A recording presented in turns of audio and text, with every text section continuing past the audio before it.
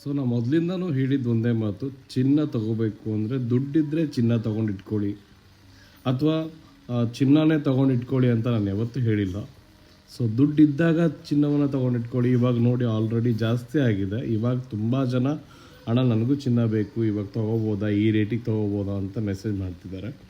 ಸ್ನೇಹಿತರೆ, ಕಡಿಮೆ ಇದ್ದಾಗ ನಾನು ಆದಷ್ಟು ಹೇಳ್ತೀನಿ ನಿಮಗೆ, ದುಡ್ಡಿದ್ದರೆ ಬೆಸ್ಟ್ ಪ್ರೈಸಿಗೆ ಸ್ವಲ್ಪ ತೊಗೊಂಡು ಇಟ್ಕೊಂಬಿಡಿ ಅಂತೇಳಿ. ಸೊ ಯಾವಾಗ ಚಿನ್ನದ ರೇಟ್ ಕಡಿಮೆ ಆಗುತ್ತೆ, ಯಾವಾಗ ಜಾಸ್ತಿ ಆಗುತ್ತೆ ಅಂತ ಯಾರಿಗೂ ಗೊತ್ತಾಗಲ್ಲ ಸ್ನೇಹಿತರೆ. ಆದರೆ ನಾನು ಹೇಳೋದು, ಸ್ವಲ್ಪ ಕಡಿಮೆ ಇದ್ದಾಗ ನೀವು ತೊಗೊಂಡಿದ್ರೆ ಇವಾಗ ಏನಾದರೂ ಇನ್ವೆಸ್ಟ್ಮೆಂಟ್ ಮಾಡೋರು ಹೇಳ್ತಿರೋದು, ಸೊ ಪರವಾಗಿರಲಿಲ್ಲ. ಇವಾಗ ಆಲ್ರೆಡಿ ಮಾರ್ಬೋದಾಗಿತ್ತು. ನೀವು ಒಂದು 10 ಗ್ರಾಮಿಗೆ 20,000 ರೂಪಾಯಿ ಹತ್ತಿರ ಹೊಡಿತಿತ್ತು. 1.52ವರೆಗೂ ಹೋಗಿತ್ತು ರೇಟು. ಸೊ ಅಲ್ಲಿಗೆ ಒಂದು 20,000 25,000 ರೂಪಾಯಿ ಉಳಿಯೋದು ನಿಮಗೆ 10 ಗ್ರಾಮಿಗೆ. ಸೊ ನಾನು ಹೇಳ್ತಕ್ಕಂಥದ್ದು ಏನಪ್ಪ ಅಂದರೆ, ದುಡ್ಡಿದ್ದಾಗ ಸ್ವಲ್ಪ ಬಂಗಾರ ತೊಗೊಂಡಿಟ್ಕೊಳ್ಳಿ. ಫ್ಯೂಚರ್ ಲಾಂಗ್ ಟರ್ಮ್ ವಿಚಾರ ಮಾಡಿ. ಈ ಥರ ಒಳ್ಳೆ ಆಪರ್ಚುನಿಟಿ ಇದ್ದಾಗ ನೀವು ಬೇಕಾದ್ರೆ ಸೇಲ್ ಮಾಡ್ಕೋಬೋದು.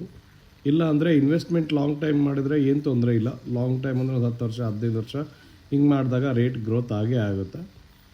ಸೊ ನಾನು ಹೇಳ್ತಕ್ಕಂಥದ್ದು ಒಂದೇ ಮಾತು ಏನಪ್ಪ ಅಂದರೆ, ಒಂದೇ ಒಂದು ಮಾತು, ದುಡ್ಡಿದ್ದಾಗ ತೊಗೊಂಡಿಟ್ಕೊಳ್ಳಿ. ಇನ್ವೆಸ್ಟ್ಮೆಂಟ್ ಮಾಡ್ತಿದ್ದೀರಾ ಅಂದಮೇಲೆ ಸ್ವಲ್ಪವಾಗಿ ಇನ್ವೆಸ್ಟ್ಮೆಂಟ್ ಮಾಡ್ತಾ ಹೋಗಿ. ಚಿನ್ನದ ರೇಟ್ ಜಾಸ್ತಿ ಆಗುತ್ತೆ, ಕಡಿಮೆ ಆಗುತ್ತೆ, ಅದೆಲ್ಲ ಸಹಜ. ನಾಳೆ ಕಡಿಮೆನೂ ಆಗ್ಬೋದು ಅಥವಾ ಜಾಸ್ತಿನೂ ಆಗ್ಬೋದು. ಬಟ್ ಇನ್ವೆಸ್ಟ್ಮೆಂಟ್ ಅಂದರೆ ನಾವು ಅದನ್ನು ವಿಚಾರ ಮಾಡೋಕ್ಕಾಗಲ್ಲ. ಸೊ ಲಾಂಗ್ ಟರ್ಮ್ ಬೇಕು ಅಂದಾಗ ಸ್ವಲ್ಪ ಇನ್ವೆಸ್ಟ್ಮೆಂಟ್ ಮಾಡ್ಕೊಂಡು ಹೋಗೋದು ತುಂಬ ಒಳ್ಳೆಯದು. ಆದರೆ ಇವಾಗಲೇ ತೊಗೊಳ್ಳಿ ಅವಾಗಲೇ ತೊಗೊಳ್ಳಿ ಅಂತ ನಾನು ಯಾರಿಗೂ ಹೇಳಲ್ಲ. ನಿಮ್ಮ ಅನುಕೂಲ ತಕ್ಕಂಗೆ ನಿಮ್ಮ ಕಡೆ ದುಡ್ಡಿದ್ರೆ ತೊಗೊಳ್ಳಿ, ಇಲ್ಲ ಅಂದರೆ ಇಲ್ಲ. ಸೊ ಯಾವುದ್ರ ಬಗ್ಗೆ ಆಗಲಿ ನೀವು ಒಂದು ನಾಲೆಜ್ನ ತಿಳ್ಕೊಂಡ್ಬಿಟ್ಟು ತೊಗೊಳ್ಳೋದು ಒಳ್ಳೆಯದು. ನಾನು ಹೇಳ್ತೀನಿ ಅಂತಗೋಸ್ಕರ ತೊಗೊಳ್ಳೋದು ಅವಶ್ಯಕತೆ ಇಲ್ಲ. ಸೊ ಫ್ಯೂಚರ್ ಆದರೂ ಕೂಡ ನಾನು ಹೇಳ್ತಿರೋದು, ನಿಮ್ಮ ಒಂದು ಮೈಂಡ್ಸೆಟ್ ಪ್ರಕಾರ ವಿಚಾರ ಮಾಡಿ, ನಿಮ್ಮ ತಿಳಿದವ್ರ ಬಗ್ಗೆ ತಿಳ್ಕೊಳ್ಳಿ. ಸೊ ಅವರು ನಿಮ್ಗೆ ಹೇಳಿದರೆ ತೊಗೊಂಡಿಟ್ಕೊಳ್ಳಿ.